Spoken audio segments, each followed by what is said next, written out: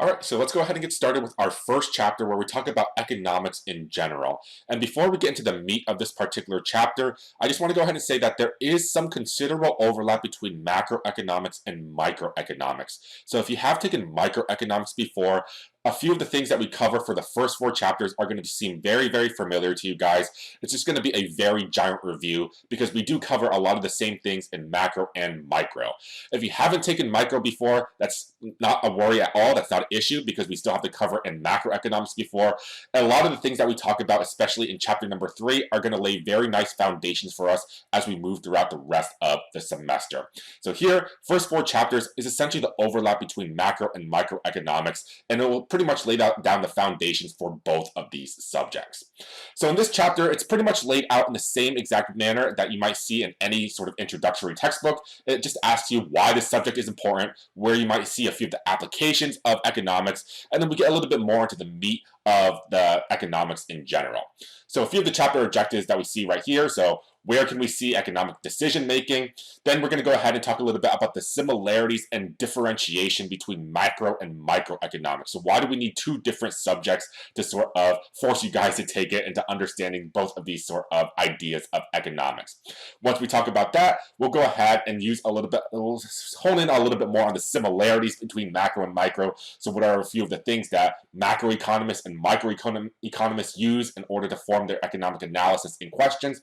And then we'll go ahead and end talking about the 8 key principles of economics, things that you're going to see in both of these particular subjects.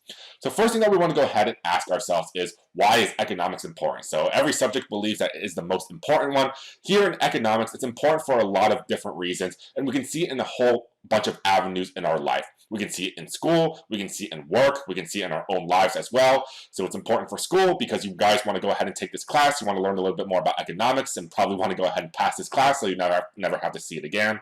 It's important for work because there are a lot of applications of economics that might be applicable to your own work. So what happens within the economy if GDP is increasing? What happens with inflation, interest rates? How is that going to affect your work life with unemployment as well? And it's also important for your own life because we also see economics applications in your own life. So how does budgeting work? How do taxes work? How can you guys save for your retirement? All of these things are all going to tie into the idea of economics. So there are a lot of different avenues where economics can be seen. And we can obviously see that there are economic issues all around us. There are very obvious economic issues, and then there are some not so obvious economics issues. So let's go ahead and take a look at a few of these ones right here. So when we talk about economics issues, there are a few things that are probably going to come to your head immediately. So let's go ahead and focus in on these obvious economics issues first. So obvious economics issues. So when you think about economics, what are a few of the things that pop to your mind immediately? Well, one thing that might pop up to your head is probably money. So economics is probably dealing with some type of aspect of money. And this is true in general, but you're going to notice that in macroeconomics especially, we actually don't talk about money all too much. We don't talk about money until we hit chapter number 11. So it's going to take us a little bit of a time, a little bit of while before we can actually see how money impacts the economy. Here, we can also talk about obvious economics issues for your own life. We can talk about, hey, how about some type of budget? You guys have to have some type of budget. You have some type of income. You have some type of expenses. What does that mean for us? You can tie into savings with that as well. We can talk about your employment. So what happens to unemployment? What happens if people aren't able to find work? What does that mean for the macroeconomy? There are things like GDP that we'll get into. So gross domestic product. What does this mean for the economic health of a country? And also other things like inflation, interest rates, etc. So inflation, what exactly does that mean? What happens when prices increase, decrease? What impact is that going to have in our own lives? While these are the very obvious economics issues that might pop into your head immediately, we also focus in on a lot of non-obvious economic issues as well. So non-obvious economics issues.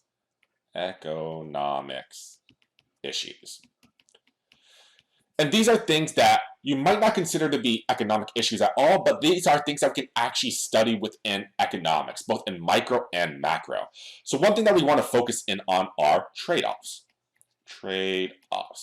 What exactly are trade-offs? Trade-offs essentially tells us that any decision that you guys choose to do is going to incur some type of trade-off. Do you care more about option A, option B, option C? Economics is all about making some type of decision under some type of constraint, and you're immediately going to incur some type of trade-off. What decision do you think is going to be the best for you?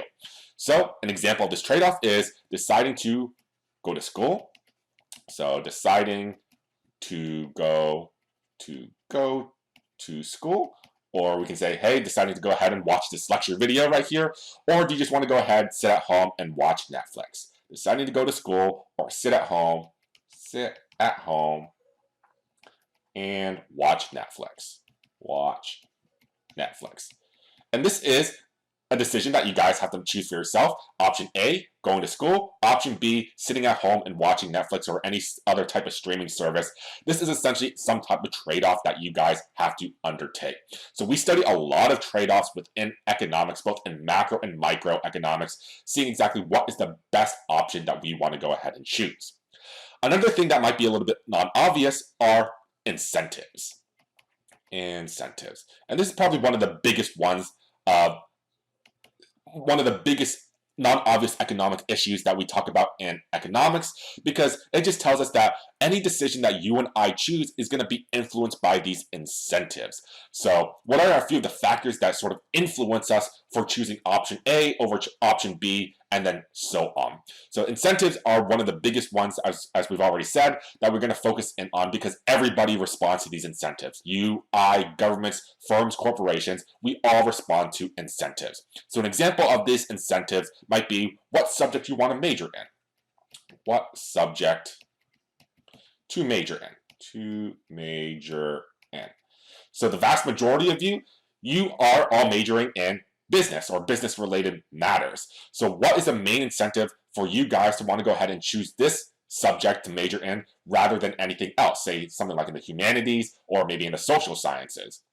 Well, probably the biggest incentive that a lot of you guys have is probably money, of course, right? So if you major in something business related, it's a very stable sort of major. It's a very stable sort of job opportunities as well. And you'll probably be raking in a lot of money as you graduate and move through the labor force, as compared to something majoring in the humanities or social sciences, where the skills aren't as important, or not really important, but not as useful in the real world. So that's exactly where a lot of these incentives sort of take place. And it's just not you and I that face these trade-offs and incentives. We can also see that very famous people, athletes, actors, actresses, they all face these trade-offs and incentives. So tying this all together, we can take a look at an example of trade-offs and incentives facing a very important athlete. We can go ahead and say here, let's go ahead and do Tom Brady. So Tom Brady, stupid, sexy Tom Brady. So with Tom Brady, what decision did he have to make for himself in the off season? Well, he wanted to go ahead and see, we need to go ahead and see what team does he want to play for in the new season. So what team does he want to play for?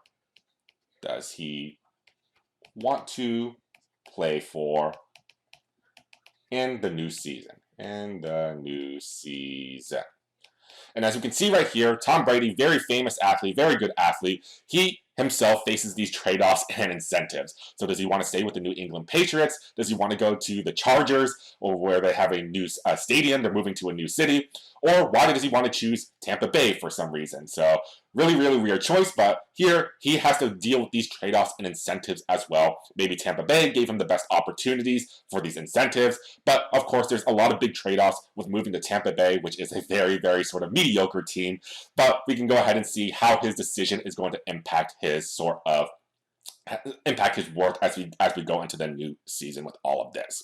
So as you can see right here, there are a lot of things that we do focus in on economics. There's very obvious economics issues that we are obviously going to go ahead and talk about within this semester, but a lot of non-obvious ones that you should keep in the back of your mind as well.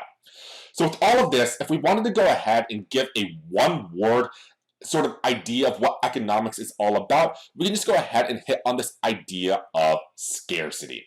So economics is the study of the ways individuals, firms, and society make decisions to allocate limited resources to competing wants.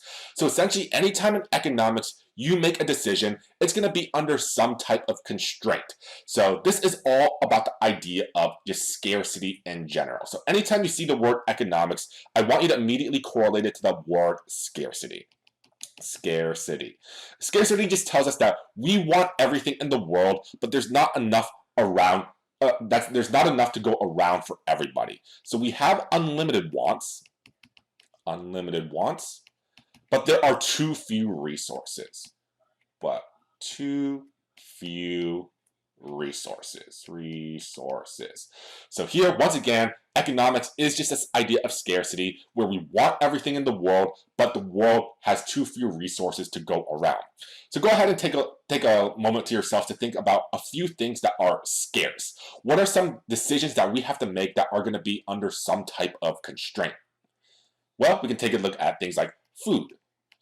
Food/water. We want all the food in the world. We want all the water in the world, firms and corporations, especially with water, but there's not enough resources to go around. There's not enough food. There's not enough water. We have a limited amount of natural resources here on Earth.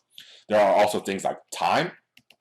We want to do everything in the we want to do everything in the world. We want to go skydiving. We want to go ahead and watch all the shows on Netflix, on Hulu. We want to go ahead and spend a lot of time with our friends and family, but we are limited here by our time on Earth. We only have 24 hours a day, and we're limited by our lifespan as well. There's also things like your grades, for example. Grades are very scarce. So what does everybody in this class want? Everybody wants an A in this class, but can I give everybody an A? Well, technically, yes, I can, but only if you guys sort of earn it. Here, I am sort of constrained by how well you guys are going to do in this particular class. I cannot just give everybody an A because the economics department will yell at me and probably fire me. They actually have done it in the past, so there was one sort of instructor that did give everybody A's for one particular semester. The economics department did not like that very much, so they went ahead and fired him. So that's always fantastic, right? But essentially, as you can see right here, economics is just this idea of scarcity, and there are a lot of things in the world that are scarce. We have to make these decisions under some type of constraint. And in order to bring this idea of scarcity, to make our economic analysis just a little bit easier, you see it here on the slide, there are a few assumptions that we are going to have to make, and we'll go ahead and sort of delve a little bit deeper into each one of these piece by piece. So what does it mean when economics assumes that people are rational, self-interested, and respond to incentives? So let's go ahead and take a look at these assumptions right here. Assumptions. So these assumptions, they might not be really indicative of the real world, but we use them as simplification in order to make our lives a little bit easier. So these assumptions are the things that you should be keeping in the back of your mind anytime you want to ask or answer an economic question, because it is going to make our analysis and interpretation much easier. So first of all, we go ahead and take a look at, we assume that individuals are seen as rational. So what does economics mean when individuals are rational? It just tells us that any individual that we take a look at, when they make a decision, they're always going to choose the decision that gives them the most benefit. So individuals will make decisions that will give them the most benefit. That will give you the most benefit. So you, as a rational person, you are going to make a decision that will give you the most benefit. And in this end, we can give you a very quick example. Suppose that I have a choice of you choosing $10 in my left hand or $100 in my right hand. If you are a rational person, which one should you immediately choose? You, being the rational person, should immediately choose my right hand because $100 is bigger than $10. So therefore, you are going to choose a decision that gives you the most benefit because 100 is bigger than $10. It's as simple as that. And we're going to assume that every single individual is rational when we work with some type of economic analysis. The second assumption that is closely tied with rational is you are self-interested. Self-interested.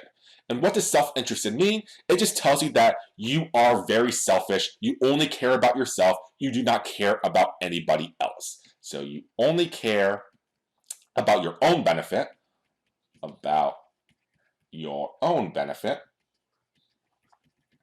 and not others. So here in this end, if you are self-interested, you only care about yourself. You don't care about your mom, you don't care about your dad, you don't care about your other friends or family, you don't care about your dog or cat, you only care about yourself. You are very selfish. And it's a common sort of saying in economics that if everybody is self-interested, if everybody is selfish, we can actually reach a very efficient outcome within the economy. So an example of being self-interested is, you can see this a lot in game shows, especially in things like The Price is Right. So if you are self-interested, you only care about yourself, you only care about getting onto the showcase. So if everybody has bid on an item and the highest bid is $500, if you are self-interested, if you are a selfish person, what should your bid be? Your bid should be $501 because whoever is the closest to the actual item's price without going over, you have a chance to go onto the showcase. So by choosing $501, just $1 more than the highest bid, you have the highest likelihood or highest probability of actually winning. You don't care about your other competitors, you only care about yourself, and this is exactly what we do mean in self-interest in economics. And then finally here, like we said before, our third assumption right here, we take a look at incentives. Incentives. And this is, once again, one of the big ones that we see within economics. So what are incentives? These are factors that motivate individuals and firms. Individuals and firms to make decisions in their best interest. To make decisions in their best interest. And their best interest. So incentives, once again, factors that motivate individuals and firms to make decisions in their best interest. So here, we want to go ahead and note that incentives affect both individuals and firms and corporations. So here, everybody responds to these incentives. And we'll get a little bit more in depth about these incentives. There are good incentives, there are bad incentives. We'll take a look at examples of each of them as we move throughout the rest of the chapter. But we just want to go ahead and say that, hey, there are incentives that are going to force you to sort of go down a certain path or dissuade you from going down that particular path. So an example of incentives, what is an example of this is, what is the motivating factor for me to go ahead and teach this class online? So probably the main incentive, of course, is money. If you teach online, you get a little bit more of an extra sort of boost to your pay because not a lot of people want to teach online because there's a lot of more work involved compared to a physical in-person class. So here, money, once again, we see it's going to be a main motivating factor for a lot of individuals. So here, keep these three assumptions in the back of your mind.